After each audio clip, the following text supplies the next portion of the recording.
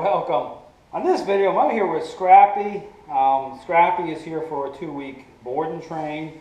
And Scrappy is a male German Shepherd, just under a year of age. Now, Scrappy had already gained a lot of control already in the relationship with his owner.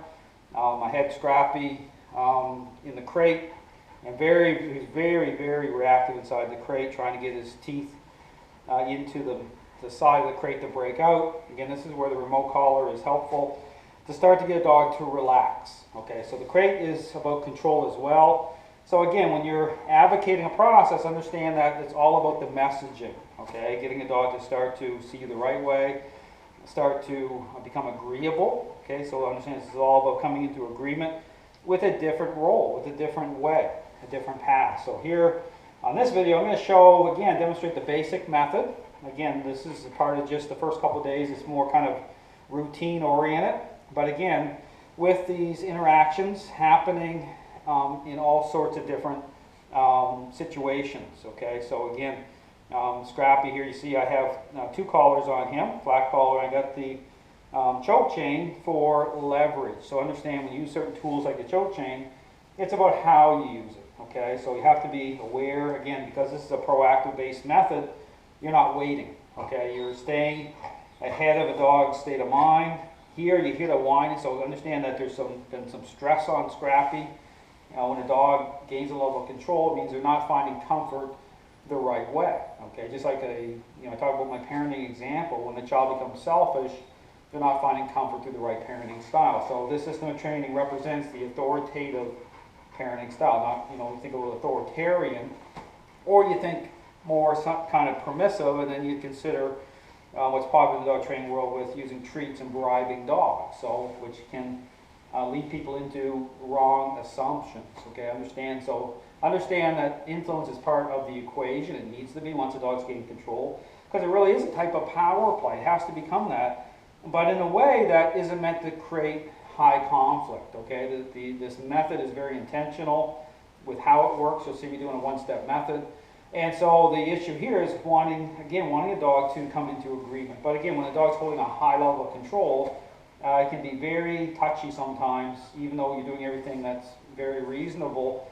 This where with some dogs, you need a muzzle. With Scrappy, I don't need a muzzle. He's just, there's stress on him. Especially when you deal with dogs that are younger, okay, you'll see more of that type of they're more reactionary. Okay, there's a lot of stress on dogs, especially young dogs will really react at a high level and really kind of, be very upsetting sometimes when you see certain reactions, because, this brings a high level of stress onto the dog. So here I'm going to start moving here with Scrappy. So again, when I move, I just take one step, I'll put him right into the sit position, do a little push-pull. Because he's on the choke chain here, okay, I'm doing the push-pull method, I'm not pulling up too much, okay, so I want the control, I want the leverage, but I don't want to. Now see, notice how he wants to kind of move away from me a little bit. I'm just going to bring him back into agreement. I'll put him into a down. Now here's the thing, when you have dogs that are very reactive, and especially with younger dogs, lots of downs can be helpful because it helps to really kind of de-stress them, because they have to process this too. Understand there is some accommodation because this is totally different. Okay, this is something where the dog has to work through it, but not in a way where you're giving them control that way, but you still have to accommodate to take your time, because again, understand if you move too fast too, it'll trigger them even more, because movement becomes a problem because they start anticipating, saying, well, I'm going to get to something I want to get to, and you need to you really want to halt their mind. Okay, you need to really slow it down and fade in. So here, I'll do a down, but beyond just the position itself, okay, I'm looking for relaxation. Notice he's still stressing here, he's whining a little bit. So I'm just taking my time here on this down, because I want him to kind of release and kind of let it go. Okay, so I want him to kind of exhale, take a deep breath, because again, you can see the dog could be in a down position, but that could mean nothing, okay, if the mind isn't aligning. All right, so here I want his mind to align properly beyond just the position. Okay, I want the relaxation. I want him to just let it go. And so take your time when you're doing interacting with dogs this way. Take your time, because this is still a reasonable expectation to have him just commit or agree to a down like this and just relax. Okay, so here, just want them to relax for a moment before I continue to move over. So again, when you have dogs that really are reactive, this is where you'll see them start to really react to the collars and they start to really carry on. Do some extra downs, okay? Just take your time. It helps to really take that stress off of them. So once he's settled down here a little bit, again, I can tell there's been a lot of stress on Scrappy.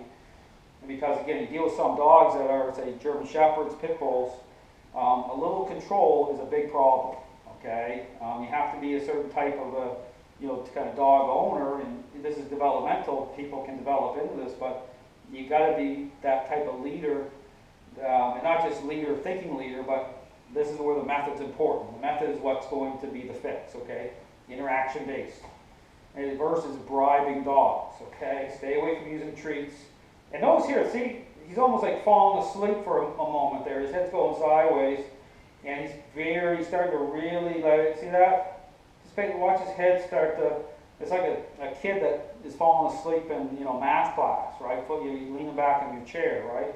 And so see his head going sideways here. He's really, probably this is the first time in a while that Scrappy is feeling better, okay? Because it's the same messaging. The method is very specific.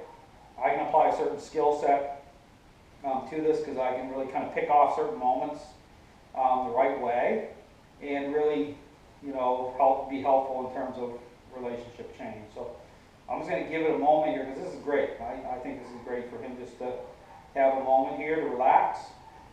Because again, he's very, very, very, very reactive, especially inside the crate. And this is all part of the course here. So this is just about re-signing the relationship contract. So, because this is direct, so I'm connected directly here to him, and so it has a greater reaction. I've told people I put dogs to sleep on their feet with this method because it relaxes them so much because it's giving them comfort the right way that you start to see them wobble and relax because they're like, thank goodness someone's taking this burden off my shoulders. I can start to let it go. So I'm going to bring him up into a sit here. He's fine, so I'm going to bring him up to a sit. Again, it's going to take basically one trip around. Now here, he's very reactive to the collars control that way. So I'm just really considerate here not to put too much, a little push-pull. Now I'll notice that's why I can do more downs with the dog. Plus he starts to stress over here. Starting to stress again, put him another down. But when he's down, I got to tap a little bit to get him to relax. So I'm going to do some extra downs here with him. Help to really slow him down, get him to submit, to really relax here a little bit. Because understand, this is very specific. This method is very intentional, it's very specific. Push, pull. Again, we do this here. Don't go too fast. You want to really just take one step, get your dog to come into good agreement. He's stressing, that whining coming out of him. That will go away here over time. Because this is how his mind has been used to kind of pushing certain directions, certain ways. The mind, and again, pulling in, being a younger dog too, so it has the stress has even more of a reaction on the younger dog. So put him into another down. That was a whine, that wasn't like a yelp, that was just him reacting. Same thing, tap a little bit. Because here's the thing, I've had another dog out here, Milo was out here, the pit bull I'm training for service dog training. So he smells Milo's scent here on the floor out here, but I don't want him invested. So I just want him to relax. I'll tap the leash a little bit, get him to just relax and let it go. Same thing, this is just about him releasing, relaxing, but through a very specific method. Okay, me in control this way, but me nudging and interrupting his state of mind at times as his mind is moving certain directions. Again, I'll bring him up into the sit here, put him right into the sit.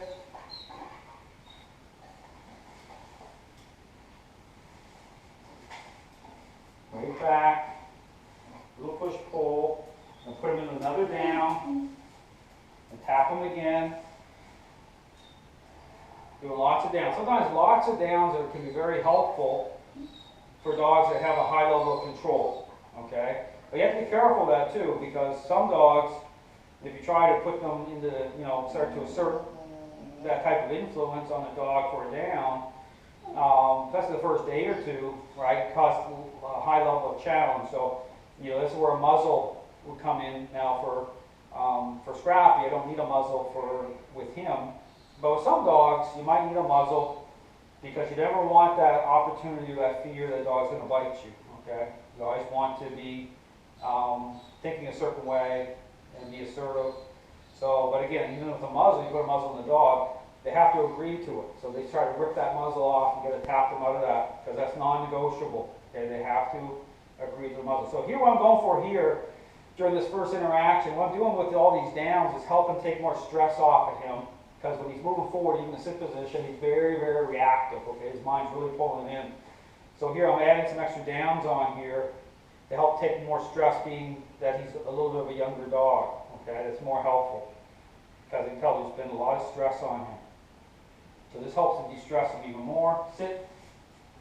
I am using the sit. When I say sit though, I'm still pulling up, still influence is part of it. Moving forward here.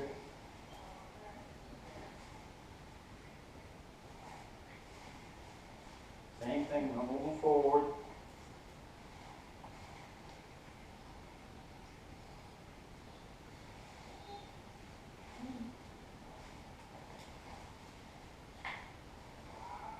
Push, pull.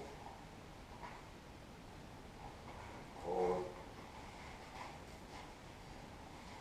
Push, pull, and put another down. I'm going to tap a little bit here again. I just want him to relax. So again, this is the picture of, how to interact with the dog, especially with younger dogs. If they become very stressed. Okay, so again, I can tell he's very stressed, he was very reactive, coming out inside, especially inside the crate. But again, understand when the dog's here for 2 weeks, and again, this is where through the videos every day, you'll see the agreeableness increase. Just like what we're doing here is basically re-signing the relationship contract.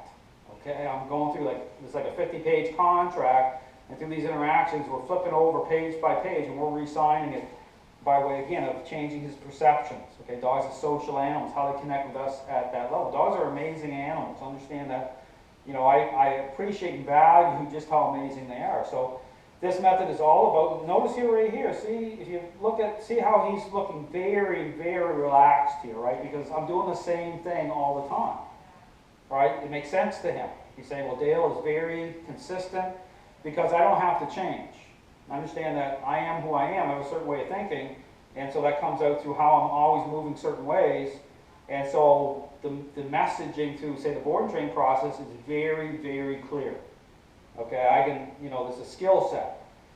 But people can develop. So what I'm doing is I'm giving people the most important part of this, and even through the board and training, I'm getting the dog to a certain level. And then, making sure that, that it as a transition back over in the home environment, that the owners continue the process. They don't have to continue at the level that I'm at because I've got the dog there, but just to maintain that. This is where all the videos are helpful too, because it's a great resource. You go back and watch all the videos. Dog owners have their own private area. But notice here, very, very relaxed, letting it go. This is a great moment. Because he's saying, well, Dale is advocating the right way here, which I am. And so again, this is just day one. We're only an hour, 4 or 5 into this. And, as things go along, you'll see more and more change. So Scrappy's doing great. Thanks for watching.